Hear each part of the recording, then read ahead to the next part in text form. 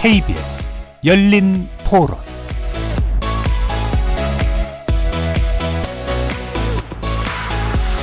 안녕하십니까. KBS 열린 토론 정준희입니다.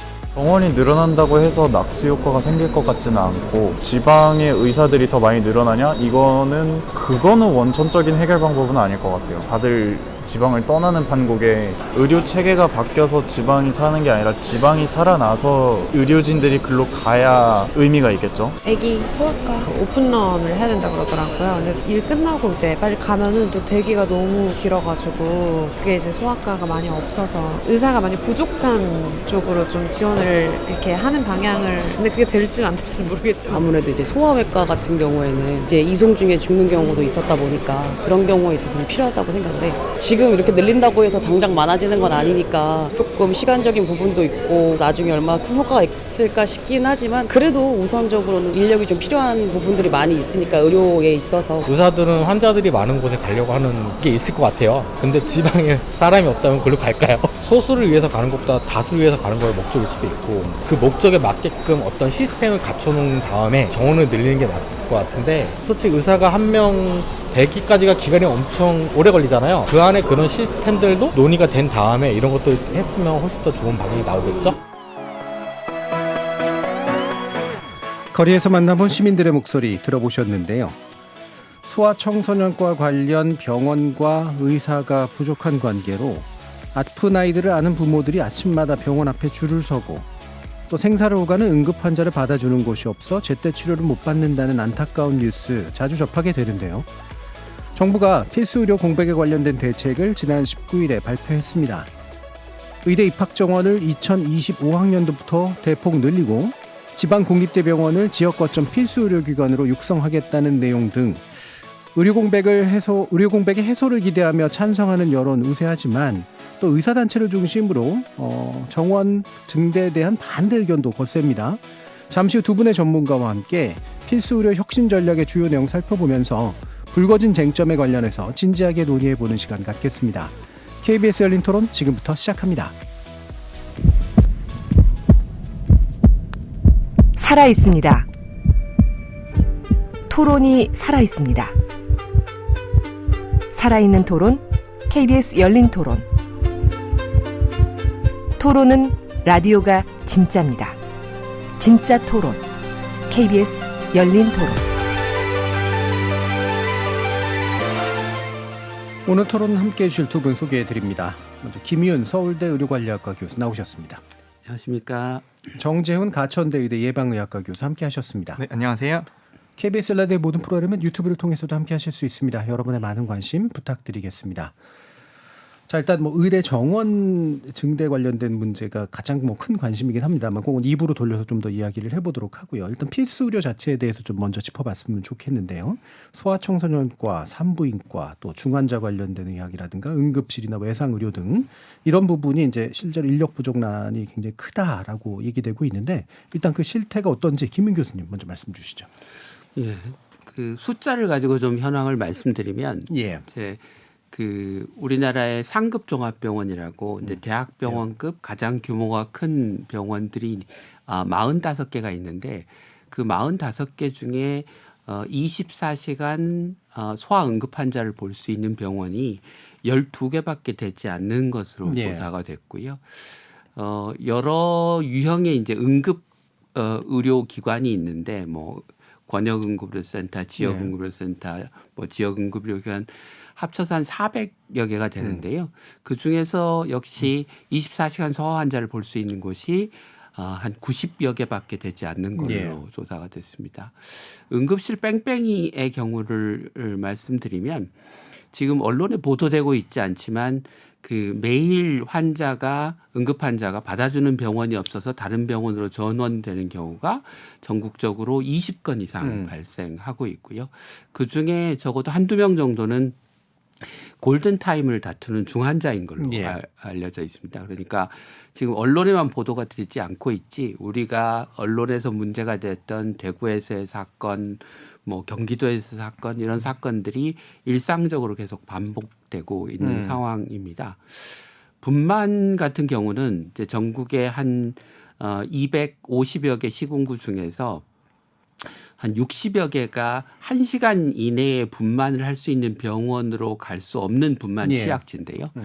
이제 거기에 대해서 정부가 한 2010년부터 분만 취약지 사업을 해왔는데 그런 사업에도 불구하고 사실은 사업의 그 정책과 사업이 잘못 설계돼서 분만 취약지에 있는 산모의 10명 중 8명, 9명은 지정된 기관을 이용하지 않고 큰 도시로 나가서 예. 분만을 소위 원정 분만을 하는 거로 알려져 있습니다. 그런데 이제 이런 상황이 문제는 앞으로 더 심각해질 거라는 거죠. 그게 대부분의 문제는 시스템이 잘못돼 있기도 하지만 의사가 근본적으로 부족해서 의사가 더 늘어나지 않고서는 이 시스템을 효과적으로 고치기 어려운 그런 상황에 처해 있다라고 말씀드릴 수 있을 것 같습니다. 예. 그래서 소아 또 소아 응급 환자 그리고 분만 관련된 문제를 집중적으로 수치를 중심으로 얘기해 주셨는데 이 사건은 이 문제는 인력 부족이 아마 이후에는 더 심각해질 것이다라는 쪽으로 얘기해 주셨습니다. 혹시 정 교수님 이 부분. 네, 김민 교수님 말씀해 주셨지만 저는 그것보다 지적하고 싶은 게 예. 결과적인 수치로만 보면 우리나라 보건의료 시스템은 굉장히 잘 돌아가는 예. 것처럼 보입니다. 영아 사망률이나 예방 가능 사망률이라는 여러 가지 지표로 보더라도 이때까지는 개선이 있어 왔거든요. 그런데 현장에 계신 분들과 많은 이야기를 나눴지만 그분들이 공통적으로 지적하는 것이 지금 필수 의료를 지탱하고 있는 교수님들을 보면 40대 중반에서 50대 중반까지의 교수님들이 가장 많은 상황입니다. 네. 그래서 그런 분들이 계시기 때문에 지금의 필수 의료가 잘 돌아가고 있었던 것이거든요. 물론 예전에도 응급실을 구하지 못해서 길거리에서 안타깝게 목숨을 잃는 분들, 그다음에 분만 취약제 이런 것들이 존재했습니다. 그런데 결과의 지표를 본다면 지금이 가장 좋은 시점이고 미래를 본다라면 미래가 계속해서 나빠질 것으로 보이기 때문에 필수 의료의 위기가 있을 것이다라고 이야기를 하는 것이거든요. 저는 지금 보면은 지금도 심각한 필수 의료의 위기가 있는 것처럼 보이지만 문제는 지금이 가장 좋은 시기라는 겁니다. 몇 년 정도 지나가게 되고 그분들이 은퇴하시게 됐을 때 그 뒤에 우리의 필수 의료를 감당해 줄 수 있는 인력들이 과연 있을 것인가. 그 문제가 저는 중요하다고 생각을 하고요. 김민 교수님께서 이제 의대 정원에 대한 말씀을 해주셨지만 저는 그것보다 더 중요한 게 의사 내에서의 분배가 어떻게 이루어지는가도 저는 더 중요한 문제라고 생각을 합니다. 예. 그래서 결국 이제 인력 분배 관련된 문제 그리고 그러니까 절대적인 정원 사이즈를 키워야 되느냐, 인력 분배 문제를 훨씬 더 좀 중시해야 되느냐 이 부분 뒤에서 더 구체적으로 얘기해 볼 수는 있을 텐데요. 조금 언급하고 넘어가야 될 문제가 그러니까 뭐 대부분 정재훈 교수님 하시는 말씀에 동의하지만 우리나라의 의료가 굉장히 잘 돼 있고 우리나라가 의료 선진국이다라고 하는 거는 일종의 환상입니다. 예. 그러니까 여러 가지 뭐 OECD의 통계 지표나 또는 여러 가지 지표를 이용해서 국제적인 나라들 간의 비교를 한 결과들을 보면 우리나라는 중위권 또는 중하위권 정도에 불과하고요. 정재훈 교수님이 언급하신 그 몇 가지 지표에서 좋은 성적을 보이고 있긴 하지만 그것 말고 다른 지표들 예를 들면 의료 취약지의 문제든지 제가 앞에 말씀드렸던 필수 의료의 사례들을 보면 우리나라 결코 의료 선진국이다라고 얘기할 수는 없을 것 같고요. 그 의과대학 정원을 늘리자고 주장하면 이제 늘 나오는 반론이 의대의 정원만 늘린다고 문제가 해결되는 건 아니다. 이런 이제 그 논리를 펴시는데 사실은 의대 정원만 늘리자고 했던 적은 없는 것 같습니다. 그러니까 정원을 늘리고 그걸 적절하게 분배하는 정책이 함께 되어야 문제를 해결할 수 있는데 정원을 늘리지 않고 분배 정책만 개선한다고 하면 그러면 지금 응급실에 응급 환자를 볼 응급의학과 의사, 그 응급 환자를 수술할 외과 의사, 처치할 외과 의사, 영상의학과 의사가 없는데 그 의사를 어디서 데려온다는 말인가요? 그러니까 물론 이제 그런 의사들이 동네 의원에 더 많이 개원해 있긴 하지만 그분들은 예를 들어서 5년, 10년 그렇게 개원이 생활을 하다 보면 대학병원에 종합병원에 다시 돌아와서 당직 서고 응급 환자 보고 중환자 보는 거는 사실상 불가능하거든요. 그러니까 그 의사를 더 늘리지 않고 분배만 개선해서 현재 문제를 개선할 수 있다라고 하는 거는 좀 너무 뭐랄까 현실성이 없는 이야기라는 예. 말씀을 드리고 싶습니다. 예. 첨언을 좀 드리자면 이제 김윤 교수님 말씀하셨던 여러 가지 지표들이 예시가 있습니다. 근데 제가 주장하는 바는 모든 지표가 우수하다라는 게 아닙니다. 예. 모든 지표에서 지금이 가장 좋을 가능성이 있고 앞으로는 지표의 악화가 예상될 수 있다라는 예, 예. 내용을 말씀드리는 거고, 그리고 아마 모든 의사 정원이 완전히 고정되어야 된다라는 것도 저는 일종의 고정관념이라고 생각을 합니다. 정원이라고 하는 것은 당연히 수요에 따라서 유동적일 수 있어야 되는데 예. 그 정책이 어느 정도의 우선순위를 가지고 있냐, 그다음에 그 우선순위보다 더 급한 다른 것들은 없는가를 저희가 지금 자리에서 논의를 해야 되는 것이죠. 예, 알겠습니다. 처음부터 이거 가지고 바로 이야기를 할 수도 있겠습니다만 일단 정부 정책에 대한 평가부터 좀 얘기해 보면서 구체적인 쟁점들을 짚어봤으면 좋겠는데, 일단 정부는 원래는 이제 의대 정원 카드를 이제 가장 크게 꺼냈습니다만 그거는 이제 그냥 방향성만 밝히고요. 약간 보완이라면 보완이랄까, 이제 필수 의료 혁신 전략이라고 하면서 지방 국립대 병원을 서울의 빅5 대형 병원 수준으로 키우겠다. 그래서 직분처로 진료받는 지역 완결적 필수 의료를 구축하겠다라고 하는 그런 내용이 좀 더 강조되어 있습니다. 이게 이제 그 전보다는 조금 더 구체화된 내용이긴 하긴 합니다만, 이게 이제 어느 정도의 가능성을 내포하면서 실제로 이런 방향이 잡혔는지 일단 이 부분 김 교수님 먼저 평가해 주시겠어요? 지방 국립대병원을 중심으로 해서 이제 지역에 지금 약화되고 있는 또는 붕괴되고 있는 뭐 응급, 중증, 소아, 분만과 같은 필수 의료를 강화하는 거는 저는 바람직한 정책이라고 생각합니다. 그리고 국립대병원에 집중적으로 지원을 하면 국립대병원이 좋아질 거라고 생각합니다. 물론 이제 빅5 수준까지 갈 수 있느냐라고 하는 것은 뭐 지원의 규모, 국립대병원의 노력에 따라서 좀 달라지는 것일 텐데요. 그런데 이제 한 가지 우려되는 점은 그 국립대병원의 지원이 집중되면 국립대병원만 더 좋은 병원이 되고 예. 국립대병원으로의 환자 쏠림이 심해지면 우리나라 의료체계 고질적인 문제인 대형 병원 쏠림으로 중소병원, 지역의 병원들이 약화되고 무너지는 나쁜 결과가 생길 수 예. 있습니다. 그래서 이 늘어난 의대 정원과 그 정부의 지원이 국립대병원 한 병원에 가는 것이 아니고 국립대병원을 중심으로 지역 병원들을 협력하는 네트워크를 만들어서 예. 그 네트워크에 그 지원이 골고루 배분되도록 하는 방식을 만들어내는 게 중요하다고 생각합니다. 물론 예. 이제 구체적인 얘기는 뭐 좀 더 말씀드릴 수 있겠지만 그런 역할을 하기 위해서는 결국 시도 지방자치단체가 예. 의료기관을 모으는 데 있어서 역할을 해야 되고 이제 건강보험이나 기타 재정 지원을 하는 방식도 획기적으로 좀 바뀌어야 가능한 일이라고 생각합니다. 예. 사실 딸려 있는 여러 가지 이슈들이 있긴 합니다만 일단은 보니까 국립대병원 소관부처를 보건복지부로 변경한다. 그리고 국립대병원 등이 총괄 조정하는 지역 내 필수 의료 네트워크 강화한다. 이렇게 나오는데 방금 언급하신 그 네트워크와 이 부분은 어느 정도 좀 맞아 떨어진다고 보십니까? 네, 그렇습니다. 그런데 이제 실질적으로 그 네트워크에 그러면 다른 병원들이 참여하게 하고 예. 참여해서 실질적인 협력을 하도록 만들어내려면 뭐 재정적인 인센티브 여러 가지 인력의 배분 등에 관해서 그 공평하게 배분을 할 수 있는 어떤 기전 예, 예. 뭐 조직 이런 게 있어야 되는데 그런 게 지금 정부 대책에 물론 정부가 생각하고 있으실 거라고 생각하는데 구체적으로 보이지 않는다. 그러면 지방의 중소병원은 어떻게 생각할 수 있냐면 국립대병원만 정부가 지원해주면 우리는 경쟁력이 떨어지겠네. 뭐 우리는 환자 줄어들고 점점 더 몰락하는 거 아니야? 이런 우려를 가지실 수 있다는 겁니다. 예. 정재훈 교수님 평가해 주시죠. 저는 지방 국립대병원이 지금 굉장히 많은 기능을 하고 있고 그리고 정원이라든지 이런 것들이 늘어날 수 있는 기능도 있다고 생각을 합니다. 하지만 저는 몇 가지 지적하고 싶은 부분이 있는데요. 첫 번째는 지방 공립대병원이 없는 지역은 어떻게 할 것인가? 근처에 우리 육성할 만한 대형 센터가 없는 권역들도 분명히 있거든요. 전남 같은 경우도 네, 그렇죠. 그리고 예. 또 하나는 이제 수도권 근처에는 예, 예. 오히려 공립대병원이 모자란 지역들도 있습니다. 대표적인 게 제가 있는 인천이나 경기 예. 같은 지역들이죠. 그런 권역에서는 과연 누가 네트워크의 주체가 될 것인가가 저는 중요한 문제라고 생각하고요. 두 번째는 저는 지역 의대에 어느 정도까지 지원을 오랫동안 지속할 의지가 있는가를 묻고 싶습니다.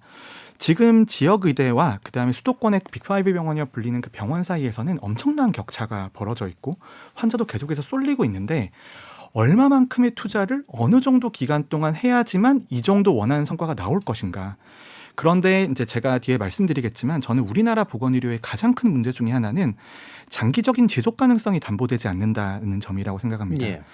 현재 건강보험 재정이라든지 국민연금이라든지 아니면 출산율 같은 지표를 보더라도 미래의 재정 상황은 지금의 재정 상황보다 좋지 않을 것이거든요. 그러면 이런 정책이 나가고 여기에 지원이 들어갔을 때 과연 그 재원이 지방의 공공의료원이라든지 네. 지방의 공공의료를 살리는 데도 충분히 들어갈 수 있는 돈인데 결국 지금의 주장은 3차 병원 중에서도 가장 높은 지위에 있는 병원에만 투자를 집중하고 나머지는 어떻게 보면 대책이 없는 상황이거든요. 근데 거기에 대한 보완이 저는 꼭 필요하다고 생각하고요. 그리고 또 하나는 지역에 있어서 과연 지역 발전이 우선이냐 아니면 투자가 먼저 되어야 되는가. 아까 청취자께서 굉장히 좋은 말씀을 해주셨다고 저는 생각하거든요. 예, 예. 저는 이런 것들이 지방이 소멸되는 현상에 대한 본질적인 해결이 없기 때문에 결국 장기적으로 보면 물 빠진 독에 계속해서 물을 붓는 꼴이 되지 않을까. 예, 예. 그게 가장 우려가 됩니다. 예.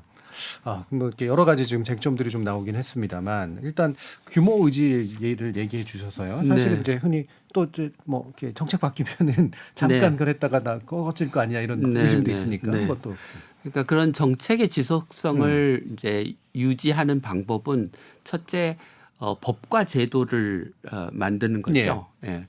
그다음에 이제 정책이라고 하는 게 한번 이제 결정이 돼서 가면 일정한 어떤 관성이 생기지 않습니까? 그걸 이제 소위 정책학에서는 경로 의존성이라고 네, 네. 하는데 그런 경로 의존성이 생기면 이게 지속 가능성이 생기는 거죠. 그래서 지금 정부가 발표한 내용들 중에서 법과 제도로 안정적으로 추진하도록 할 수 있는 건 안정적으로 추진하고 돈을 쓰는 방식과 관련해서 일종의 경로를 만들면 그 지속 가능성이 어느 정도 담보될 거라고 생각합니다. 예. 그러니까 이제 그 정부가 조금 더 구체적인 안을 내놔야 그 지금 정재훈 교수님께서 말씀하시는 지속 가능성에 대한 우려 이런 것들을 좀 더 불식시킬 수 있을 거라고 생각하고요. 그 정재훈 교수님 지적하신 부분 중에 뭐 국립대 병원이 없는 지역은 어떡하냐, 뭐 또는 아예 병원이 대학이 없는 지역은 어떡하냐라고 하는 거는 좀 탄력적으로 대응을 할 필요가 있다고 생각합니다. 예를 들면 울산 지역에는 울산대 병원이 사실상 국립대학 병원처럼 역할을 예. 하고 있는 거거든요. 뭐 인천도 마찬가지로 인하대나 가천대가 있으니 그런 병원들이 역할을 할 수 있을 거라고 생각하고요.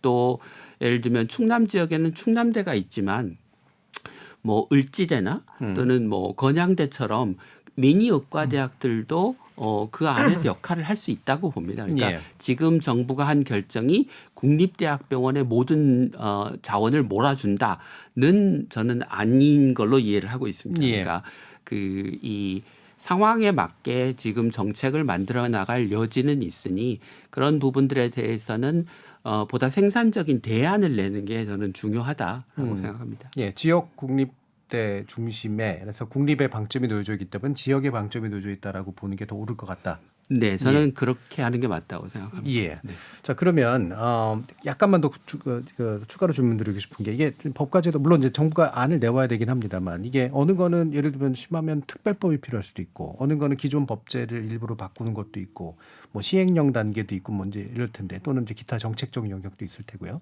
최근에 이제 R&D 예산 관련된 이런 거 보면은 이제 굉장히 큰 규모가 한 번에 왔다 갔다 할 수도 있을 가능성이 언제나 있어서 어느 정도의 제도적 안전성이 좀 가능하다고 보세요?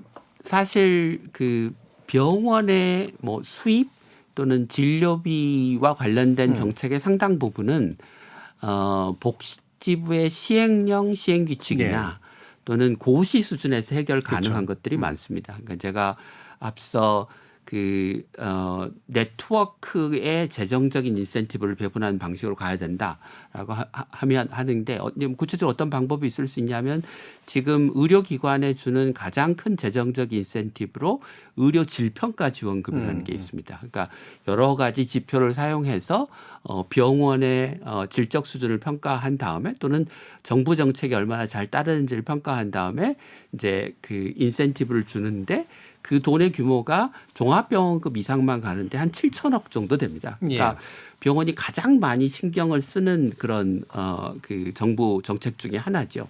근데 그런 것을 지금은 개별 병원에 주는 것을 필수 의료기관의 지역의 필수 의료를 담당하겠다고 참여하는 병원의 네트워크에 일종의 팀에 대한 보너스로 인센티브로 주는 방식이 있을 수 있죠. 그러면 이제 종합병원급 병원뿐만 아니라 다른 병원들이 참여할 테니 재정 규모를 늘리고 그의 비중을 늘리면 저는 그 안에서 충분히 협력하는 어떤 메커니즘 같은 것들이 생길 수 있다고 생각하거든요. 그러니까 그런 이제 정책의 디테일은 방법이 없는 것이 아니라 그걸 만들어 나가면 되는 거고 그 안에서 이제 여러 이해 당사자들의 이해관계가 엇갈리긴 하겠지만 정부가 좀 재정적 투자를 늘리고 특히 지금 의대 정원을 늘리면서 새로 생겨난 인적 자원을 그 공평하게 활용하는 방식을 택하면 의료기관들이 참여할 인센티브는 충분히 있다고 생각합니다. 네. 제도적이거나 정책적 안정성에 대해서 의문을 제기해 주셨으니까 혹시 더 얘기하실 부분이 있으실까요? 이제 이런 네트워크에 참여라고 하는 것은 어떻게 보면 저희가 선의에 기대하는 것이고 그다음에 그 보상 수준이 어느 정도이냐에 따라서 참여 수준이 달라질 수 있다고 생각을 합니다. 하지만 지금 정부의 정책이라고 하는 것이 정부의 정책으로만 보면 어느 정도의 수가가 책정이 되어 있으니 당연히 따라오겠지. 그리고 어느 정도는 따라갈 겁니다. 하지만 본질적으로 지금 비필수 의료 영역이나 민간의 다른 영역에 종사하는 사람들이 훨씬 더 많은 상황에서 우리가 말하는 필수 의료 위기에 대한 해법이 과연 이것인가? 과연 지금은 종사하는 사람 자체가 부족하고 모자란 것이 문제인데 모자란데 조금 더 준다고 해서 절대적인 격차가 많이 줄어드는 것은 아닐 거거든요. 저는 그 부분을 계속해서 지금 지적을 하고 있는 겁니다. 그럼 그 얘기 나오신 김에 그러니까 지금 정부가 이제 교수 정원, 그러니까 공립대병원의 교수 정원을 늘린다, 인건비 규제를 푼다. 자, 그런데 이게 이제 사실은 지방에 돈을 더 많이 줘도 이제 잘 안 오려고 하는 분위기를 바꾸는데 도움이 될 것이냐? 저는 이런 인건비나 아니면 인력의 쏠림을 저는 격차로 설명을 합니다. 저는 우리나라의 보건의료에 크게 세 가지의 위기가 있다고 생각을 하는데요. 첫 번째는 저출산으로 인한 지속 가능성의 위기이고 두 번째는 의사와 다른 직역 사이에 격차가 생기기 때문에 의대로 쏠리는 현상이 생기는 것이 문제이고 마지막은 의사사회 내부에서의 격차가 생기기 때문에 필수 의료보다는 비필수 의료로 의사들이 쏠리는 것이 저는 문제라고 생각을 하는데요. 과연 이 정도의 정책으로 의사 내의 격차를 해소할 수 있는 것인가가 저는 가장 큰 본질적인 의문이라고 생각을 합니다. 예를 들어서 지금은 몇 억 원의 연봉이라고 하는 것이 연봉이라고 하는 것은 금액만으로 표현되는 것은 아닙니다. 어느 지역에서 근무하냐, 삶의 질에 어느 정도 되냐, 법적인 책임으로부터 얼마나 보호받을 수 있는 것인가 그런 것들의 총합이 저는 직업 선택의 경로라고 생각을 하는데 뉴스를 보면 몇 억을 줘도 안 구해진다더라 이런 식으로 표현이 되면 마치 의사가 연봉이라는 하나의 조건만으로 선택하는 것처럼 비춰질 수 있거든요.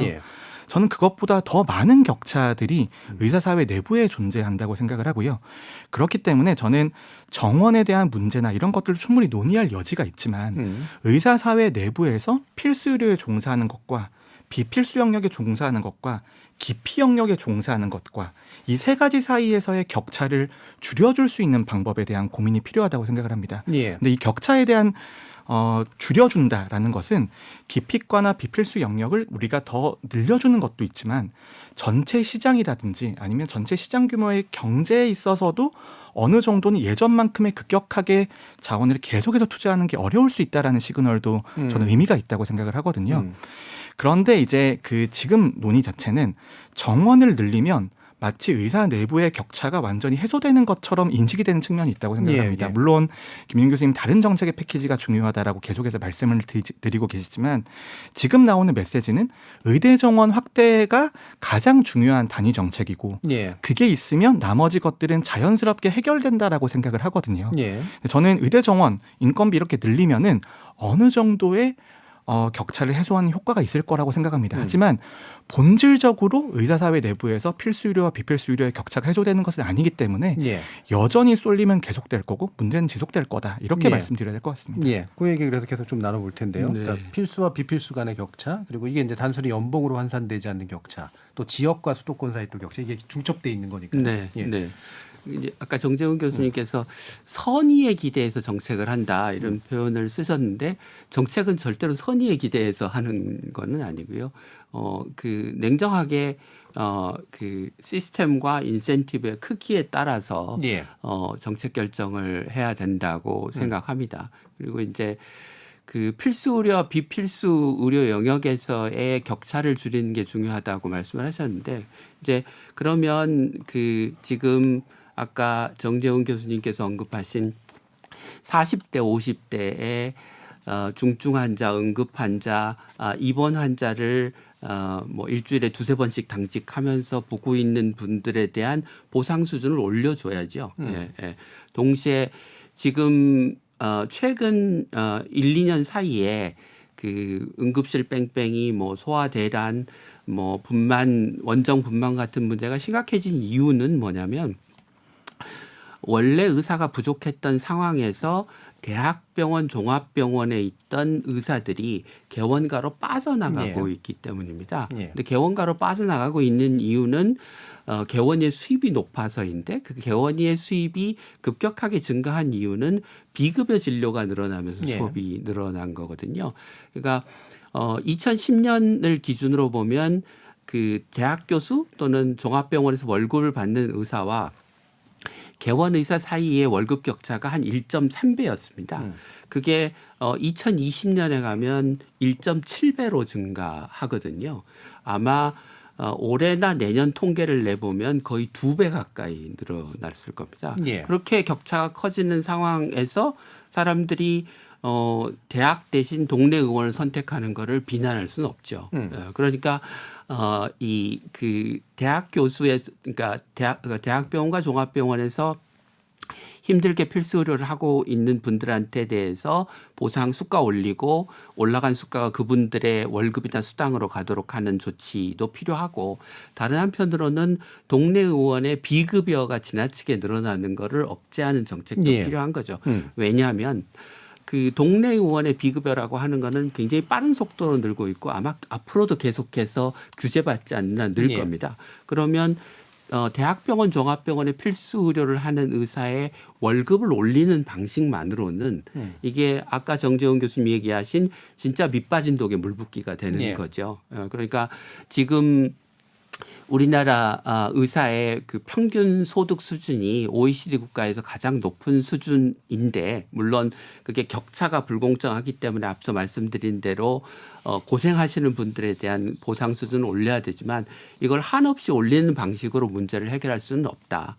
한 가지만 좀 덧붙여서 말씀드리면 이제 그 국립대학병원에서 그 교수를 더 쓰고 교수의 인건비를 조금 올릴 수 있는 자율권을 달라라고 한 것은 이제 기존에 나가 있는 예를 들면 졸업생을 데려오는 유인도 있지만 그것보다 더 중요한 거는 현재 있는 분들이 나가지 않도록 하는 것.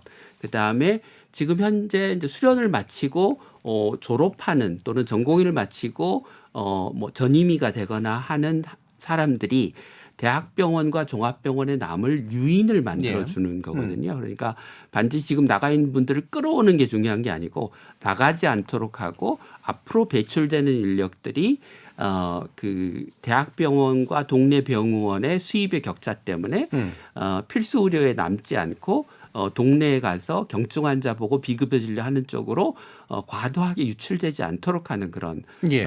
역할을 하겠죠. 그게 예. 대학병원 원장들이 요구하신 겁니다. 그러니까 예. 그분들이 요구하실 때는 충분히 그게 역할을 할 수 있을 거라고 중요한 문제니까 그런 요구를 하셨겠죠. 예. 그러니까 대학병원에서 이제 등등해서 이제 필수 의료를 하시는 분들의 이제 보수 격차를 좀 줄여주는 식으로 이제 어느 정도 자율성 줘서 이 부분이 한 축이고 또 한 축이 이제 개원 의료를 하는 게 차라리 그냥 훨씬 나은 중요한 이유가 실손보험을 통해서 뭐 아무거나 다 이제 지급되는 이런 방식의 부분들을 어느 정도 억제하지 않으면 이게 이제 격차가 잘 안 맞춰질 것이다라고 지금 예상되는데 그 부분 얘기 나왔으니까 정재훈 교수님 좀 말씀해 주시죠. 저는 우리나라에서 지난 20년 동안 했던 수많은 보건의료 정책 중에 가장 잘못 설계된 것을 꼽으라면 저는 실손보험을 꼽겠습니다. 보건의료라고 하는 것이 항상 재원이 한정되어 있기 때문에 재원을 효율적으로 쓰는 방법들을 고민을 해야 되는데 재원을 효율적으로 쓰는 방법 중에 가장 의미가 있는 것이 본인 부담입니다. 본인 부담이 적정 수준으로 존재하게 되면 과도한 의료를 방지하는 측면들이 있거든요. 하지만 우리나라의 실손보험이라고 하는 것이 초기에는 굉장히 잘못 설계가 되면서 본인 부담금 제도라는 우리가 도덕적 해이를 막을 수 있는 거의 유일한 기전을 막아버렸거든요. 그렇기 때문에 어떠한 정책을 하더라도 백약이 무효한 상황이 된 겁니다. 저는 사실 의대 정원 확대, 의사 내 격차 해소 이런 거 굉장히 중요한 문제라고 생각을 합니다. 하지만 실손보험이나 비급여 진료 영역에 대해서 우리가 문제를 해결하지 않으면 다른 모든 논의가 무의미한 상황이거든요.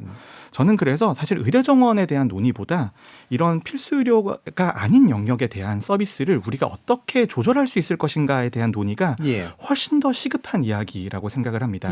그런데 우리는 이 이야기를 꺼낼 수가 없죠. 왜냐하면 이 제도는 공급자도 유리한 제도이고 국민들도 유리한 제도입니다. 국민들은 원할 때 병원에 가서 거의 본인 부담 없이 의료를 이용하실 수가 있고 그 의료 영역 중에는 의료의 영역과 걸쳐 있는 서비스에 가까운 그런 영역들도 분명히 존재하거든요.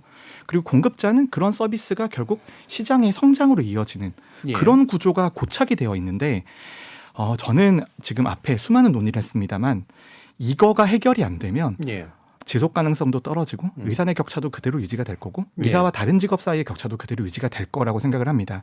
그런데 이때까지 그러면 이 실손보험에 대해서 고치려는 시도가 없었냐?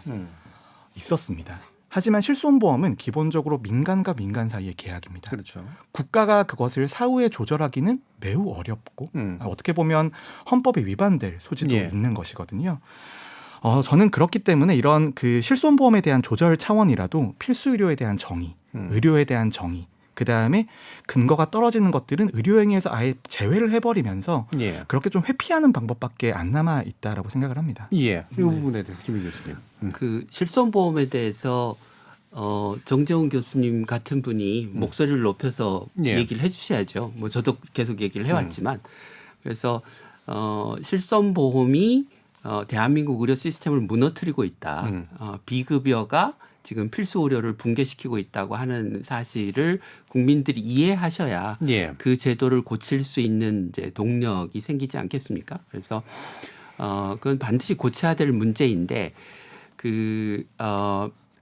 민간과 민간의 계약에 정부가 개입하지 못한다고 하는 말은 조금 정확한 말은 아닌 것 가능하다. 같습니다. 아니 그러니까 예를 들면 일반 보험의 경우에도 금융위원회에서 보험업법을 관장하지 않습니까? 그러면 그 보험이라고 하는 게 어떻게 운영돼야 된다고 하는 거를 규정하고 있죠. 그런데 이제 우리나라 실손보험은 그 외국의 민간 의료보험과 달리 굉장히 이상한 구조를 갖고 있는데요. 보통 보험은 그 보험회사, 그다음에 가입자, 그리고 그 보험에 가입한 사람을 진료하는 이 3자 간의 계약 관계로 되어 있습니다. 그러니까 당연히 어떤 환자한테 어떤 서비스를 어느 정도의 가격에 제공할지가 그 계약 내용에 포함되어 있는 거죠. 근데 우리나라의 실손보험은 가입자하고 보험자만의 관계가 있고 의료기관은 바깥에 빠져 있습니다. 그러니까 의료기관 똑같은 예를 들면 백내장 수술을 할 때 그 굴절률이 조절되는 인공수정체 같은 것이 현재 비급여인데 그것의 가격이 안과 병원 의원에 따라서 수십 배의 가격 차이가 나는 그런 현상들이 벌어지는 거거든요. 그러니까 그 실손보험 자체의 실손보험을 어떻게 계약해야 되냐라고 하면 현재 이자 계약의 관계를 공급자까지 포함한 3자 계약의 형태로 바꾸고 일정 부분 가격 통제를 해야 됩니다. 예. 그리고 이제 많은 국민들이 가입한 1세대 소위 실손보험이라고 하는 거의 본인 부담률이 없는 그런 보험에 대해서는 뭐 보험료를 올리든지 등의 방법을 통해서 그러니까 법에 위반되지 않는 방식으로 점차 그 비중을 줄여나가는 노력이 필요하고 예. 물론 그분들의 동의를 얻어야 되겠지만 실손보험이 현재와 같은 체제로 되면 대한민국의 필수 의료를 붕괴를 막는 거는 사실상 굉장히 어렵다라고 하는 것을 함께 이해하시면 저는 동의해주지 않을까 싶습니다. 예. 그러니까 이를테면 근데 그 왜 가입 당시의 약관을 이제 사후적으로 변경한다든가 이러면 이제 계약상의 문제가 될 수가 있잖아요. 그거를 변경하자는 게 아니고요. 그러니까 1세대 실손보험의 손해율에 기반해서 보험료를 올리도록 한다. 그런데 예를 들면 2세대, 3세대, 4세대는 손해율이 다르니까 손해율을 다르게 적용한다. 그리고 그런 그 높은 손해율이 발생하는 근본적인 이유 중에 하나가 비급여 진료로부터 나오는 과도한 수익. 지금 평균적으로 내보면 비급여 진료는 수익률이 150%쯤 되거든요. 네. 그러니까 아니 200%쯤 됩니다. 그러니까 원가가 100이면 받는 진료비가 한 200쯤 되는 상황이라서 이렇게 과도한 그 수익이 생기니까 그 동네 병원들이 비급여 진료를 더 많이 하게 되는 경향성이 생기는 거라 그 가격에 대한 통제가 실손보험의 기술을 통해서 이루어지도록 해야 된다. 그리고 외국은 가격 통제를 하는 나라들이 꽤 있습니다. 심지어 미국도 가격 통제를 하고 있거든요. 그래서 이게 전혀 얼토당토하는 얘기가 아니다. 하는 말씀을 드리고 싶습니다. 하지만 이제 가장 큰 문제가 됐던 게 그 말씀하셨던 정책들이 실현 가능하냐입니다. 그런데 실손보험이라고 하는 것은 분명히 대부분의 분들이 이익을 보고 있는 정책이기 때문에 저는 그런 것들이 국민들이 동의해 주는 것들은 거의 불가능하다고 생각하고요.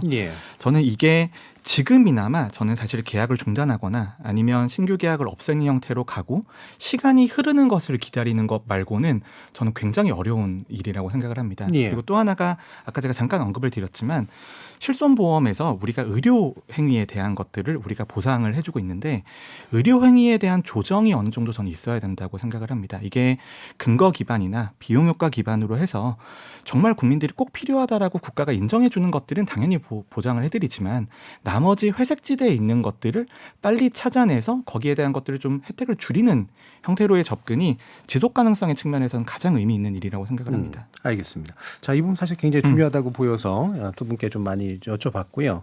또 지역 문제이기 때문에 또 지역 문제에 대해서 몇 가지 좀 더 얘기를 나눠봐야 될 것 같은데 이게 이제 많이 토론됐던 얘기이긴 합니다만 이를테면 이제 그 의대생들이 결국은 서울로 갈 거 아니냐. 아무리 이제 늘려 뽑아도 지역에서 공립대에서 결국에는 이들이 이제 그 뿌리내릴 수 있도록 만들어줄 수 있는 그런 장치들이 필요한 거 아니냐 이런 얘기를 하니까요. 이 부분에서 김민 교수님. 그 지금 지방의과대학생이 졸업을 하면 어디에서 진료를 하느냐를 통계를 내보면 한 70-80% 정도는 그 지역에서 일을 하는 걸로 추정이 됩니다. 근데 이제 지방의과대학생들의 많은 수가 수도권으로 옮겨가는 이유는 지방의과대학생의 거의 절반 가까이가 수도권 출신이기 때문입니다. 그러니까 그냥 성적 순으로 그 의과대학생을 뽑으니 교육을 시켜놨더니 자기 병원에도 전공의도 안 하고 수도권으로 가버리는 일들이 벌어지는 거죠. 그러니까 우리가 우수한 학생을 뽑는 것도 중요하지만 우리 지역에서 환자, 중환자, 응급환자를 볼 의사가 필요하니 저는 지역 인재 전형, 그러니까 지역 출신을 뽑는 전형을 대폭 70-80% 수준 이상으로 확대하는 것이 지역의 의사를 충원하는 방법이라고 생각합니다.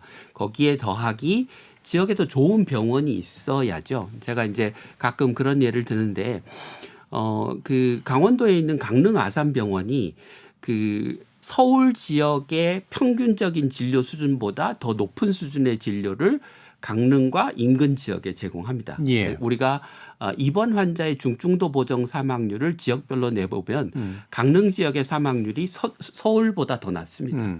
근데 생각해 보시면 서울에서 3시간 이상 멀리 떨어져 있는 인구 20만 되는 강원도에 있는 지역에 좋은 의사들이 가서 근무를 하지 않습니까? 그건 예. 왜냐하면 강릉 아산병원이라고 하는 좋은 병원이 있기 때문이죠. 그러니까 여러 가지 사회 경제적인 환경, 뭐 교육 환경이 사람들이 자기가 어디서 살 건지 어디서 일할 건지를 결정하는데 결정적인 영향을 미치지만 여러 가지 영향을 미치지만 예.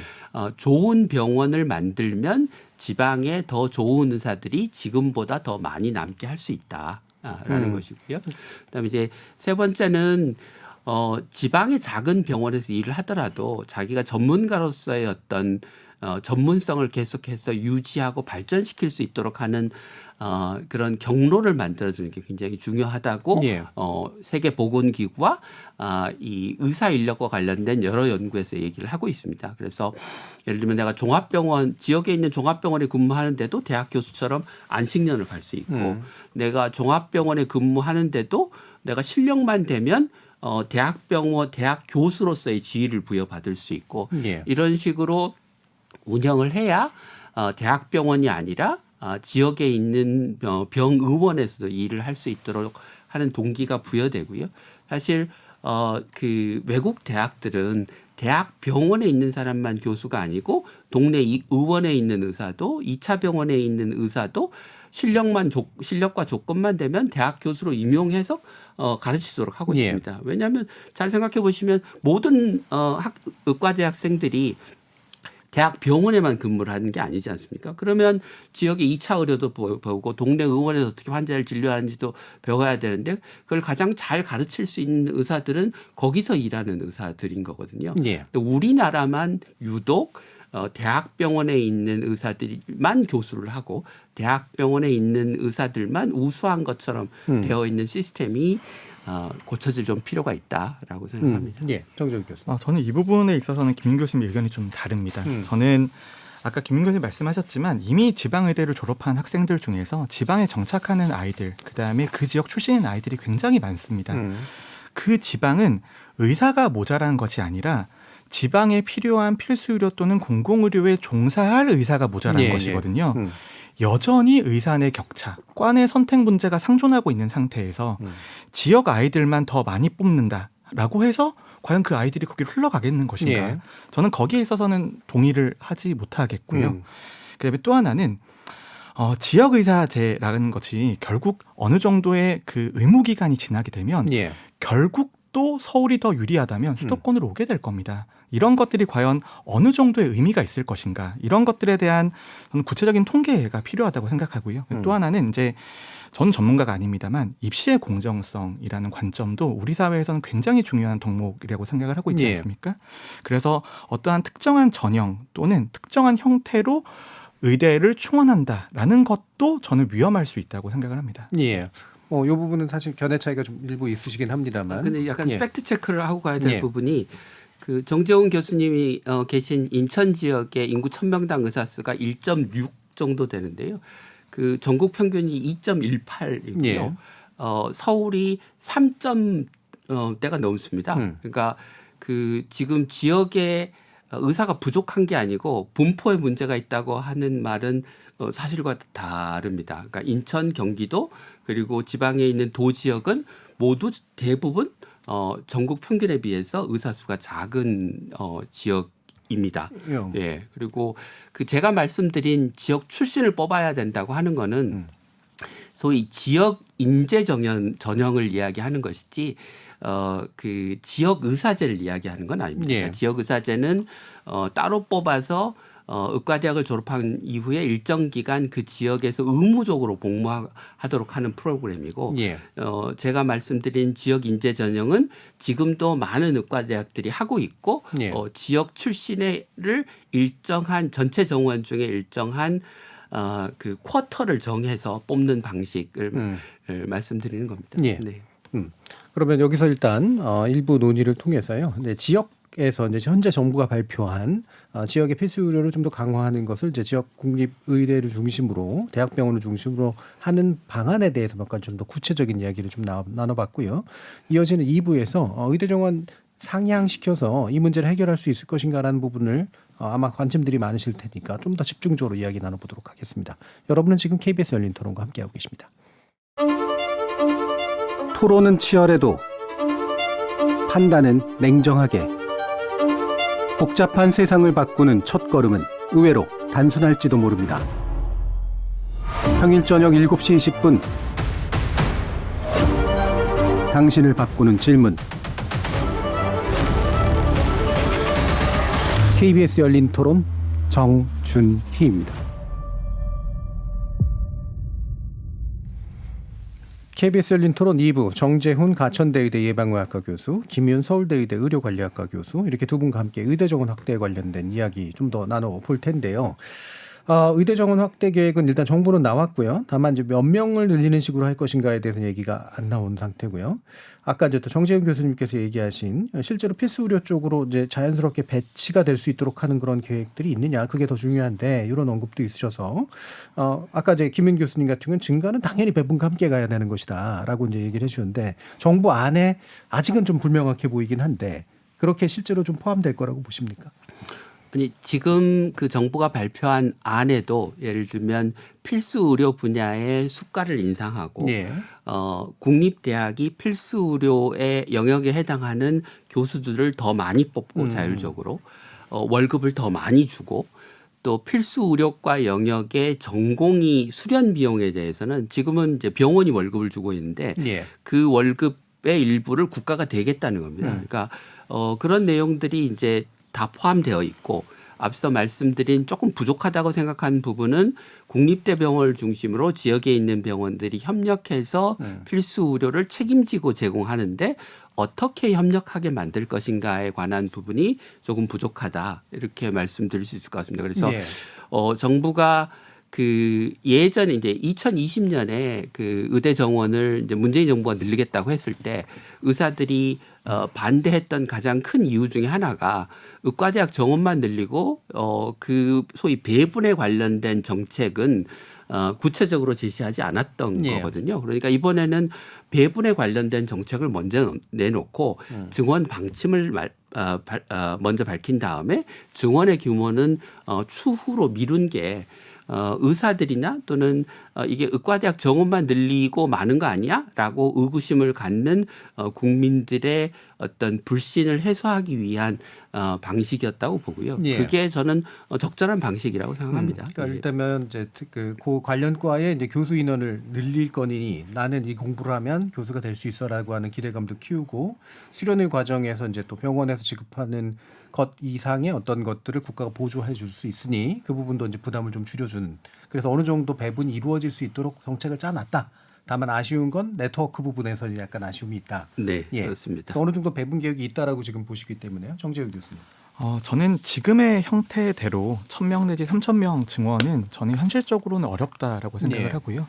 왜냐하면 지금 배분에 대한 여러 가지 정책들이 있습니다만 이거는 본질적인 정책들은 아니라고 생각을 합니다. 이것보다 조금 더 과감한 조정들이 있지 않은 이상 저는 배분에 대한 문제는 여전히 남아 있을 것이라고 생각을 하고요. 예. 지금 다른 구체적인 더 과감한 그리고 폭넓은 패키지 없이 1,000명, 3,000명 증원은 이공계에서 1,000명 내지 3,000명을 다시 더 빨아들이겠다라는 말과 저는 같은 의미를 가지고 있다고 생각을 합니다. 예. 지금 벌써 학원가만 하더라도 의대 입시를 목적으로 다시 한번 재수나 삼수를 도전하는 분들이 몰린다라는 이야기들도 있는데 저는 이게 한 가지 정책으로 모든 걸 해결할 수 있다고 생각하지 않습니다. 물론 의대 정원도 수요나 공급에 따라서 당연히 탄력성 있게 변해야겠죠. 그런데 그 탄력성 있는 정책 변화가 과연 실질적인 효과로 이어질 수 있을 것인가?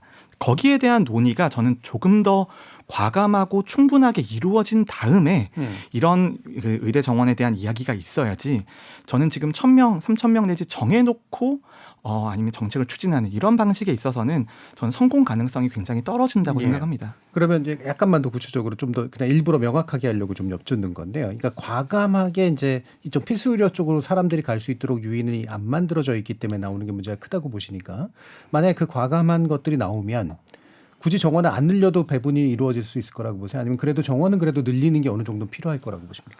저는 정원이라고 하는 것이 저는 사실은 이 이전에 늘었어야 됐다고 생각을 합니다. 지금은 굉장히 공급이 부족한 시점이라고 볼 수 있고요. 예, 예. 하지만 저는 10년, 20년 미래를 바라보라고 이야기를 하고 싶습니다. 지금 출생아 숫자가 이제는 30만 명 선도 무너졌거든요. 출산율은 1 미치고요. 예. 그런 상황에서 지금 의대 정원을 늘려서 나온 의사가 활동하는 그 20년, 30년, 40년의 시간은 예. 지금으로부터 또 30년 뒤의 시간일 겁니다. 과연 그 시간에 우리가 이 의사 인력이나 정원을 맞추어 냈는가에 대한 관점으로 보면 반성이 필요한 거라고 생각을 합니다. 예. 하지만 지금 정원이 늘려서 과연 미래에 의미가 있을 것인가? 그건 우리가 가보지 않은 길이기 때문에 예. 모르는다고 대답을 해드려야겠죠. 예. 하지만 불보듯이 뻔한 것은 당장 올해와 내년과 내후년에 이공계 인력이 얼마나 의료계로 유출될 것인가입니다. 그거는 단기적인 부작용이라고 볼 수밖에 없고 예. 여러 가지 배분이라든지 전체적인 의료에 있어서의 문제를 해결하지 않으면 이것은 저는 국가적인 큰 손해가 될 수 있는 상황이라고 보고 있습니다. 그리고 또 하나는 지속 가능성에 대한 우려입니다. 저는 지금 늘어난 의사 인력들이 과연 필수 의료에 종사했을 때 그 의사들의 인건비를 댈 수 있는 재정이 과연 가능한 것인가도 저는 예. 의심을 하고 있거든요. 예.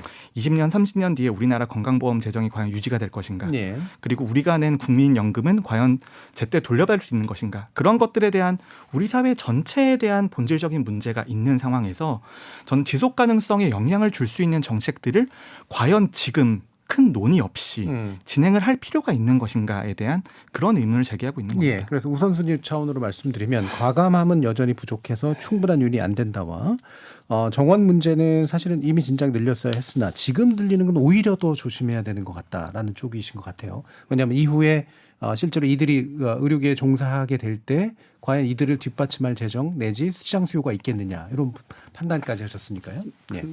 이제 좀 팩트 체크를 제가 너무 많이 예. 하는데요. 그러니까 그 의사협회가 이제 우리나라 인구가 줄어드는데 지금 의사를 늘리면 미래 의사가 과잉되는 거 아니냐 예. 이렇게 이제 주장을 하시는데 2035년을 기준으로 하면 인구가 얼마쯤 줄어드냐면 통계청 추계로 한 100만 명쯤 줄어듭니다. 그런데 실제로 이제 의료를 대부분 많이 이용하는 노인 인구는 700만 명이 늘어납니다. 2050년에 가면 어떻게 바뀌냐면 인구는 한 400만 명쯤 줄고요. 노인 인구는 한 거의 1,100만 명쯤 늘어납니다. 그러니까 그 인구가 감소하는 속도를 너무 출생률 때문에 가파르다고 생각하시지만 실제 인구의 감소의 속도는 그렇게 빠르지 않고요. 실제 예. 이제 의료가 필요한 노년층은 더 늘어날 노년층은 것이다. 훨씬 늘어나서 그런 것들을 이제 다 고려해서 추계한 결과 예를 들면 한국보건사회연구원이나 KDI나 여러 연구자들이 추계한 결과가 뭐 2035년에서 2050년 사이에 의사가 한 뭐 2만에서 3만 좀 부족하다라고 예. 그 공통적으로 추계를 하고 있고요. 이공계 의대 쏠림 현상에 대해서 이제 언급을 하셨는데 이제 그런 이야기도 굉장히 많이 하는데 뭐 초등학생 때 의대 준비반이 생기고 서울대, 공대, 뭐 자연대, 스카이에 다니는 학생들이 의대로 몰리는 이유가 뭐겠습니까? 예. 의사가 압도적으로 수입이 높고 고용이 안정되어 있고 정년이 없는 유리한 직업이기 때문인 거잖아요. 예. 그러면 그 격차가 계속 유지되는 한 또는 더 벌어지면 쏠림은 피할 수 없는 거거든요. 예. 그러니까 다시 말씀드리면 의과대학 정원을 예를 들면 의협이 주장하는 대로 뭐 한 300명, 500명쯤 늘리면 쏠림은 더 심해질 거고요. 정부가 한 3,000명 이상 늘리겠다고 하면 쏠림은 더 완화될 겁니다. 왜냐하면 미래에 의사의 수입이 지금처럼 압도적으로 다른 직업에 비해서 높은 수준이 유지되지 않을 거라고 생각하는 사람들이 더 많아질 것이기 때문이죠. 그러니까 정부가 비급여 관리 정책, 의과대학의 정원 규모 등 의사의 그 사회 경제적 지위가 다른 직업에 비해서 지금처럼 압도적인 수준이 계속될 건가 아닌가에 대한 예상을 어떻게 만들어주느냐에 따라서 다른 것이고요. 그 이공계 쏠림을 우려해서 의과대학 정원을 못 늘린다고 하는 이야기는 지금 의사가 부족한 상태에서 현재 정원을 유지하면 의사의 사회경제직주의는 계속 올라갈 거고 그 좁은 문에 들어가기 위해서 더 많은 사람들이 몰릴 가능성도 충분히 있습니다. 예. 그래서 그리고 그건 굉장히 불공정한 시스템인 거고요. 예. 그래서 의과대학 정원을 아예 그러니까 실제로 필요한 숫자도 그렇고 지금 이공계 쏠림 현상 문제를 해결하기 위해서도 3,000명, 4,000명 이상의 규모로 정부가 늘리겠다고 계획을 발표하는 게 옳다고 생각합니다. 물론 그걸 한 번에 늘릴 수는 없으니 예를 들면 올해는 1,000명을 늘리겠다고 결정하고 예를 들면 한 2년쯤 있다가 다시 평가를 해서 또 그때도 지금과 같이 부족한 결과가 나오면 또 1,000명을 늘리고 해서 단계적으로 늘려나가는 방식이 바람직하겠죠. 그렇지만 최종적인 규모는 3, 4천 명 규모는 되어야 지금 늘어나는 의료 수요, 현재 부족한 의사 수 그리고 말씀하신 이공계 쏠림 현상 같은 것을 오히려 더 완화할 수 있는 방식입니다. 예. 네, 저는 이 부분에 있어서 예전에 계셨던 분들과 저희가처럼 약간 오랫동안 바라봐야 되는 사람들의 시각 차이가 크다고 보고 있습니다. 예. 김윤 교수님 말씀하셨던 뭐 기재부, KDI 아니면 건강보험공단 이런 것들의 통계는 미래에 대한 통계는 예상되는 출산율을 기반으로 중위 축에 또는 하위 축에 이런 것들이 나와 있습니다. 예. 그런데 하위 축에 가장 안 좋은 시나리오로 보고 있는 출산율도 1.1, 어떤 통계들은 보면 1.2, 어떤 계획은 1.3을 하위로 잡고 있습니다. 예. 그런데 우리나라가 지금 출산율이 0.7에 접어들어 있는 상황이면은 예전에 예상했던 그런 결과들이 과연 옳겠느냐. 아까 김윤 교수님이 인구 구조에 대한 말씀을 해주셨는데 노인의 비율이 그만큼 늘어난다라고 하는 것은 노인들의 의료 비용을 감당해야 되는 젊은 사람들의 비율도 훨씬 더 감소하고 있다라는 의미인 거거든요. 예. 그렇기 때문에 저는 과연 노인들의 의료비가 증가한 것들을 어느 세대가 감당하고 비용을 낼 것인가에 대한 논의도 저는 반드시 있어야 된다고 생각을 합니다. 그리고 이제 김윤 교수님께서 이제 3,000명 내지 이제 최종적으로 6,000명까지 올라가는 것이죠. 그런데 지금 올해 태어난 아이가 20만 명 선입니다. 예. 20만 명 선에서 6,000명 이대를 가면 100명 중에 3명이 의사가 되는 것입니다. 그리고 100명 중에 3명이 의사가 되면 간호사, 의료 관련 직업들 그런 것들을 다 모은다면 우리 사회가 과연 몇 명을 의료에 투입해야 되는가의 관점으로 바라봐야 되는 것이죠. 저는 그래서 과거에 나왔던 연구자들의 통계 이런 것들은 저는 어느 정도 존중을 하고 있습니다. 당연히 과학적인 방법론에 따라서 결과가 도출된 것들인데 그것을 뛰어넘을 정도의 우리 사회의 저출산이나 저성장의 기조가 있는 상황에서 과연 지금 늘려놓은 인력들을 누가 감당할 것인가 여기에 대한 논의는 다 빠져 있고 지금 나와 있는 것들은 그리고 지금 의사인력 정원만 해도 지금 정원을 늘리면 그 의사들이 필수료에 종사할 때는 남자 같으면 13년, 14년이 걸립니다. 예. 그럼 우리가 2040년대에 우리 건강보험 재정, 그다음에 우리의 공적 보장 체계 이런 것들에 대한 고민이 동반되어 있어야 되는데 저는 이 논의가 너무 급격하다고 생각하고요. 예.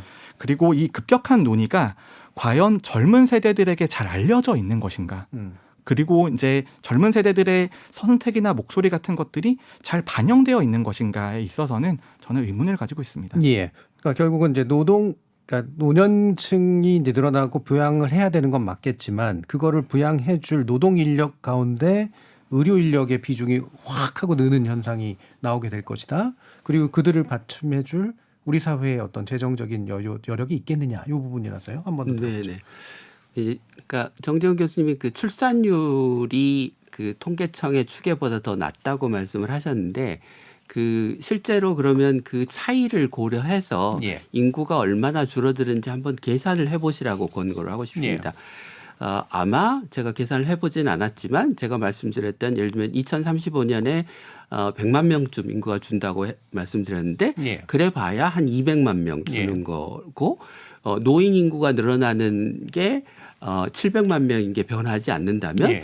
여전히 의료 수요는 의사에 대한 수요는 늘어날 거다. 그러니까 방향성과 그 방향성의 크기가 실제로 얼마나 되는지를 검증해서 얘기를 하셔야지 방향성만 가지고 얘기를 하면 1%의 가능성이 있는 것도 의과대학 증원을 반대하는 이유가 되는 예. 거거든요. 근데 이 그다음에- 부분을 좀 잠깐 네. 반론을 드리면 제가 중간에 말을 잘 끊지 않는데 죄송합니다. 그런데 아까 200만 명의 인구 감소라고 하셨잖아요. 그런데 노인 인구는 그대로입니다. 그런데 줄어드는 출산율만큼은 모두 다 생산 인구라고 봐야 되거든요. 예. 네, 그 부분은 이제 제가 그 다음에 말씀을 드리려고 하는데요. 그러니까 그 이제 연금도 마찬가지고 건강보험도 마찬가지고 돈을 내는 사람은 적고 쓰는 사람은 많으니 전체 시스템을 효율화해야 되는데 예. 이제 정재훈 교수님이 하시는 말씀은 의사를 늘리면 의료비가 는다는 거를 전제로 하고 하시는 말씀인데요. 그러니까 제가 두 가지 통계를 말씀을 드리겠습니다. 하나는 우리나라가 2019년에 건강보험 진료비가 GDP 대비 8.1%였습니다. 근데 그 사이에 GDP가 늘었는데도 2022년에는 9.7%로 늘었습니다. 예. 그게 수십조 원이 는 예. 거거든요. 그런데 그러면 의사 수는 어떻게 됐냐? 2.4명에서 2.5명으로 늘었습니다. 1인당. 예. 인구 1000명당. 1000명당. 예, 예. 그러니까 거의 늘지 않은 거죠. 그러니까 우리나라에서 의료비가 증가하는 게 의사 수에만 첫째 영향을 받는 게 아니다. 그리고 의사 수와 의료비 증가를 기계적으로 연결하는 거가 맞지 않는다. 두 번째 드리고 싶은 말씀은 이제 2022년 기준 우리나라의 GDP 대비 의료비가 OECD 평균을 넘어서 9.7%가 됐습니다. 근데 우리나라 인구수가 의사 수가 인구 1000명당 2.5명이죠. OECD 평균이 3.7입니다. 그러면 OECD 의사 수와 의료비 지출이 기계적으로 연결되면 당연히 OECD 평균이 우리나라보다 훨씬 높아야죠. 그렇지 않습니다.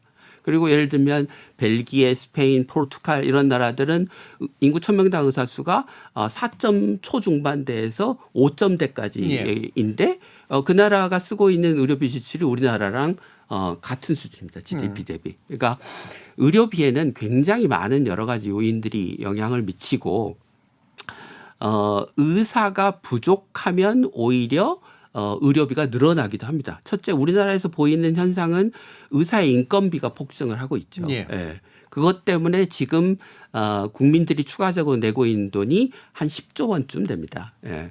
그리고 그 격차가 점점 더 커질 거고요. 그다음에 지금 우리나라에서 이렇게 그 의사 수는 적은데도 불구하고 의료비가 많은 이유는 예를 들면 병상이 많아서 굳이 입원하지 않은 환자가 입원을 하는 문제, 실손보험 때문에 쓸데없는 비급여 진료나 거기에 연동된 보험 진료가 예. 연동되는 문제, 행위별 수가제 때문에 병원과 의사들이 더 높은 수익을 내기 위해서 진료량을 늘리는 문제, 이런 문제들이 복합적으로 연동되어 있기 때문에 그 예. 둘을 기계식으로 연결시키면 안 되고요. 그다음에 미래 세대를 생각한다면 지금 우리나라 전체 의료비 중에 한 30% 정도는 소위 낭비적 지출입니다. 그러니까 과잉 진료와 구조적인 의료 체계의 문제 때문에 낭비되고 있는 돈인 거죠. 그 돈을 줄여야 됩니다. 그게 그 전체 건강보험 진료비의 30%에 해당하는 30조 원 규모입니다. 예. 그러면 그 30조 원에 예를 들어서 뭐 한 10%만 줄여도 3조 원만 필수 의료에 투자를 해도 예를 들면 지금 낮은 필수 의료에 대한 보상 수준을 획기적으로 올릴 수 있습니다. 예. 그러니까 정말 그 의사협회가 우리나라의 건강보험과 미래 세대, 젊은 세대의 부담을 걱정한다면 현재의 과잉 진료, 불필요한 비급여 진료, 비효율적인 의료 체계를 고치기 위한 노력을 해야지 예. 의사 수를 늘리면 의료비가 늘어난다고 국민들을 협박할 일은 아니라고 생각합니다. 예. 이 부분에 대해서 좀 설명을 드리면 저는 의사 숫자가 전체적인 의료비의 크기에 있어서 큰 영향을 주는 요소라고 생각하지 않습니다. 예. 그리고 이제 의사가 이제 많아지게 되면 의사 유인 수요라는 것 때문에 의료비가 늘어날 것이다 이렇게 주장하시는 분들이 있는데 분명히 늘어나는 포션이 있겠죠. 그리고 그 현상 자체는 실존할 겁니다. 하지만 그게 전체적으로 큰 영향을 미칠 거냐? 저는 그게 오히려 아니라고 생각하기 때문에 김윤 교수님의 주장과 반대되는 이야기를 드리는 겁니다. 그 이유는 지금은 의료비의 증가를 이야기하는 것은 이것은 인구가 노령화가 되고 의료 수요가 늘어나기 때문에 이건 당면한 현실입니다. 당연히 늘어날 것이죠. 그런데 그럼 그 의료비를 누가 대느냐의 관점의 접근이라고 저는 생각을 합니다. 그래서 젊은 세대, 특히 우리나라에서 그래도 나중에 의대가 정원이 늘어나도 굉장히 상위권에 있는 분들이 그래도 의대를 지원하실 거잖아요. 그럼 거기에 있어서 20만 명 출생에 6천 명이면 3%입니다. 3%의 우수한 인력을 다른 이공계나 과학이나 기술이나 이런 분야가 아니라 의료에 계속해서 넣을 것인가. 거기에 대한 문제가 저는 더 핵심적인 이야기라고 생각합니다. 사실은 이 쟁점이 두 개가 이제 좀 섞여 버렸는데요. 그러니까 그러니까 의사 수의 증가가 의료비 증가에 직접 영향 미치지 않는다는 사실은 두 분 동의하시는 거고요. 다만 이제 앞으로 의료 수요는 계속해서 늘 거라 결국은 그 비용이 늘어나는 걸 누가 감당할 거냐는 좀 별개의 문제인 것 같고. 지금 또 이제 그 전체 그 인구 구성에서 굉장히 핵심 인력을 의사가 이렇게 다 뺏어가려면 어떡하냐. 이것도 좀 별개의 영역인 것 같습니다. 그래서 이 부분은 논의가 필요하긴 한 것 같지만 이 정도 선에서 일단 좀 정리를 하고요. 지금 이제 법적 쟁점, 그러니까 법적 분쟁으로 인해서 생기는 이제 문제도 또 이제 의사 쪽에서는 얘기를 하잖아요. 이 부분을 좀 어느 정도 좀 줄여가겠다 이렇게 얘기를 했는데 정부의 대책은 좀 바람직한 것 같습니다. 저는 바람직한 그 방향이라고 생각합니다. 그러니까 그 의료 사고라고 하는 게 그러니까 치료받는 과정에서 환자가 부작용이나 합병증을 겪는 게 꼭 의사가 또는 의료진이 잘못해서 생기는 게 아니고 아무 잘못도 하지 않았는데 생기는 경우들이 절반 이상이거든요. 그러니까 그렇게 잘못한 게 없는데 그를 개인의 책임으로 부담으로 돌리는 거는 적절치 않은 방식이고 그게 또 결국은 방어 진료로 연결되고 생명을 다루는 필수 의료과의 지원을 꺼리게 되는 요인으로 작용하기 때문에 진작 그 도입되었어야 되는 문제인데 그 너무 늦었다고 생각을 하고요. 그렇지만 이제 동시에 고려해야 될 부분은 그 우리나라가 이제 의료 사고가 생겼을 때 그 환자가 제대로 보상을 받거나 그 사고의 원인이 규명되기 좀 어려운 나라이지 않습니까? 그러니까 환자 입장도 동시에 고려해 가면서 제도를 고쳤으면 좋겠다고 생각합니다. 이 부분 의료보험 관련해서 저는 이 부분은 100% 동의합니다. 그리고 이런 법적인 책임이라고 하는 것이 개인이 지기에는 너무나 버거운 것들이 많거든요. 그렇기 때문에 필수의료에 종사하는 분들에 있어서는 종사하는 행위에서 과실이 없더라도 생기는 그런 문제들은 당연히 국가가 책임져야 될 일이라고 봅니다. 그럼 아까 문제로 살짝 다시 돌아가세요.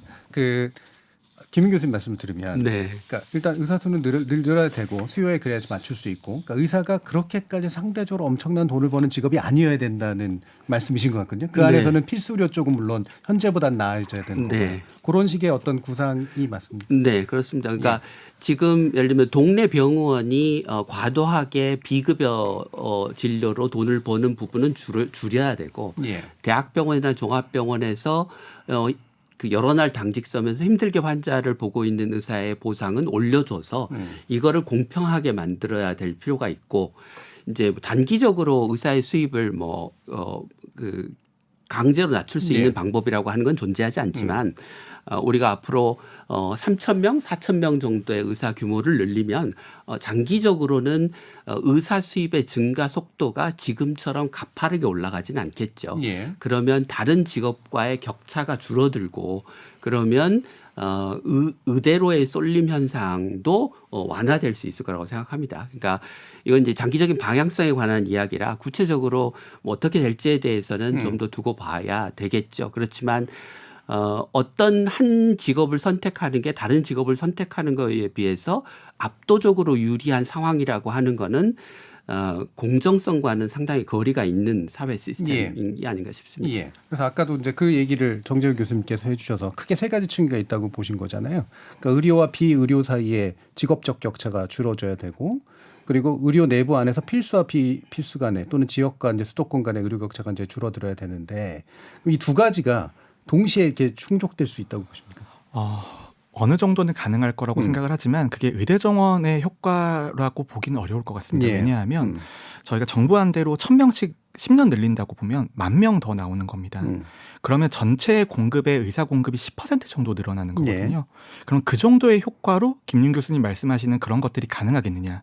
만약에 그러면 3,000명을 늘리면 우리는 출생아 중에 3%를 의사로 만들어야 되는 세상이 되는 건데 이런 상황에서 우리가 답이 있을 것인가. 저는 이 부분에 대해서는 어떠한 답도 내리기는 굉장히 어려운 상황이라고 보고요. 그거는 우리 사회가 가지고 있는 전체적인 구조의 문제 때문입니다. 그래서 단위 정책으로 해결될 수 있는 성질은 아니라고 보고요. 또 하나는 이제 의료에 대한 관점을 예전에는 우리나라는 감기로 가도 국가가 보장을 해주고 암으로 가도 똑같이 보장을 해주고 같은 퍼센트를 보장해주는 원칙을 가지고 있었습니다. 그런데 이제 미래의 건강보장이라고 하는 것은 정말 중증이고 국가의 도움이 없으면 의료비를 감당하기 어려울 정도의 중증 질환에 대해서는 국가가 100% 보장을 해드리지만 앞으로 나머지 경증 질환이라든지 아니면 비필수 영역에 대해서는 국가가 책임질 수 없게 됐다라는 것들을 솔직하게 설명하고 양해를 구하는 작업이 있어야 된다고 봅니다. 그것 없이는 의대 정원이 하는 것은 조금 늘리면 효과가 없을 거고 많이 늘리면 국가가 못 버틸 겁니다. 예. 자, 그래서 마무리로 그러니까 뭐 여러 가지 또 이제 쟁점들이 다시 또 나오긴 합니다만 결과적으로 현재 의대 정원 증가시키는 문제와 이후에 이제 우리가 한 앞으로의 30-40년 이후를 바라보면서 수급 조절을 하고 또 재정 조절을 하는 이 문제까지 다 포함된 거니까요. 이걸 어떤 논의 구조를 가지고 의사결정들을 해나가는 것이 좀 필요하다고 보시는지 마지막으로 좀 들어보도록 하죠. 네. 그러니까 지금 정부가 소위 뭐 의료 현안 협의체라고 하는 보건복지부와 의사협회가 만나는 그 협상 테이블에서 이제 의대 정원과 관련된 논의를 하고 있는데요. 이게 늘 약간 밀실에서 논의가 되는 것 같습니다. 그러고 나서 이제 국민들은 어떤 논의가 됐는지 모르는데 얼마 전에 보건복지부 장관이 의료현안협의체를 14번이나 했는데도 진전이 없어서 정부가 이제는 의대 정원 규모를 결정할 수밖에 없는 시점이 도달했다 이렇게 설명을 하는데 의사협회는 우리하고 협의한 바 없다. 우리는 뒤통수를 맞았다. 이런 표현들을 하셔서 그렇게 논의를 해서는 이 문제에 대한 국민적인 이해와 어떤 사회적 합의를 이끌어내기 대단히 어려울 거라고 생각합니다. 근데 이제 그런 문제를 논의하라고 만들어 놓은 법적 기구들이 있거든요. 예를 들면 건강보험정책심의위원회, 보건의료정책심의위원회, 의료인력정책심의위원회 같은 위원회들이 있어서 여기에는 국민들도 참여하고 다른 전문가들도 참여하고 공개적으로 논의가 일어날 수 있는 장입니다. 저는 정부가 이제 밀실에서 의사협회하고 협의를 하는 거는 좀 그만하고 공개적인 자리에서 투명하게 논의를 하셨으면 좋겠다는 생각이 듭니다. 그래야 이게 설사 의사협회가 파업을 해서 국민들이 고통을 겪더라도 뭐가 옳은 방향이고 누가 올바른 결정을 한 것인지를 알 수 있고 그래야 정부의 정책에 대한 지지가 유지될 수 있다고 생각합니다. 예, 정재훈 교수님. 저는 조금 정부가 길게 보고 그리고 욕먹을 용기가 조금 있어야 된다고 생각을 합니다. 지금 의대 정원 문제만 해도 실제 효과가 나오려면 정부가 2번 바뀌어야 되거든요. 그럼 2번 뒤 정부에서 어떻게 우리 사회가 변화했을 것인가, 그때 우리 사회는 누가 구성을 하고 있을 것인가에 대한 고민이 있어야지만 답이 나오는 문제라고 생각을 하고요. 당연히 절차적인 정당성이나 아니면 투명성 이런 것들도 중요하겠지만 저는 우리나라의 정책을 결정하는 사람들이 과연 5년 뒤의 선거 아니면 다음의 이미지 이런 것들만 바라보는 것이 아니라 우리 다음 세대 지금 태어나고 있는 아이들한테 어떠한 자산을 물려줄 것인가의 관점에서 접근하는 게 전 너무나 중요한 일이라고 생각합니다. 예. 자, 오늘 KBS 열린 토론은 의대 정원 확대 문제를 매개로 그러나 더 중요한 필수 의료의 문제를 어떻게 우리가 위기를 극복하신 것인가의 문제로 나눠봤는데요. 오늘 토론 함께해 주신 두 분의 전문가 김윤 서울대 의대 의료관리학과 교수 그리고 정재훈 가천대 의대 예방의학과 교수 모두 수고하셨습니다. 감사합니다. 감사합니다.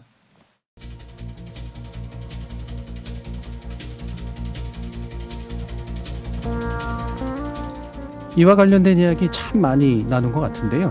이게 쟁점이 될 때마다 늘 나오는 얘기는 왜 하나도 얘기가 된 것 같지 않은가 하는 그런 분위기입니다. 이미 많은 연구도 이루어지고 이미 많은 정책 제안도 나오고 이미 많은 논의들이 있었을 것 같은데 왜 우리는 다시 처음부터 시작하는 것 같은 느낌일까 싶은 거죠. 참여해주신 시민 농객 여러분 감사합니다. 지금까지 KBS 열린 토론 정준이었습니다.